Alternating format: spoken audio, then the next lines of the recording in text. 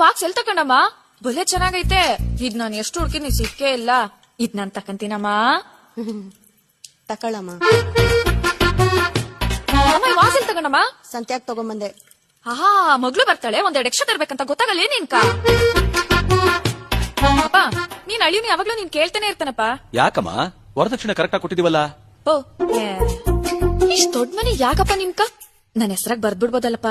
ನಿನ್ನ ಹೆಸರಕ ಬರ್ದ್ಬಿಟ್ಟು ನಾವೆಲ್ಗಮ್ಮ ಹೋಗ್ಲಿ? ಅಪ್ಪ, ಏನಪ್ಪ ಹಂಗ ಮಾತಾಡ್ತೀಯ? ನಾನ್ ನಿನ್ ಮಗ್ಳು. ನೀನ್ ವರ್ಷಕ್ಕೊಂದ್ಕಿತ ನಮ್ ಮನೆಗ್ ಬಂದ್ರೆ ನಾ ಲೆಕ್ಕಗ್ಲ ಅನ್ನ ಹಾಕಲ್ಲ ಅಂತೀನೇನಪ್ಪ ನಿನ್ಕ?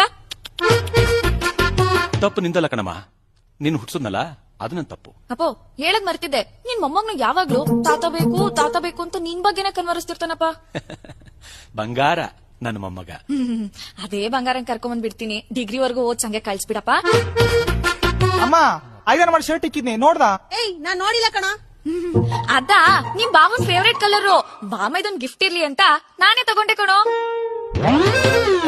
ಹೋಗ ಅಣ್ಣನ್ ಮಾತಾಡ್ಸ್ಕೊ ಬರ್ತೀನಿ. ಅಣ್ಣ, ಹೋಗಮ್ಮ, ಅವನ ಹತ್ರ ಇನ್ನು ಏನೇನ್ ಕೇಳ್ಕೊಂಡ್ ಬರೋಗು. ಅಣ್ಣ, ಓ, ಯಾವಾಗ ಬಂದೆ? ಇವಾಗ ಬಂದೆ. ಮತ್ತೆ ಬಾವನು ಚೆನ್ನಾಗವನಾ? ಏನ್ ಚೆನ್ನಾಗಿದಾನೋ ಏನೋ ಪಾಪ. ಅವನ ಹತ್ರ ಕೈ ಕಟ್ಕೊಳಕ್ ಒಂದ್ ವಾಚೂ ಇಲ್ಲ.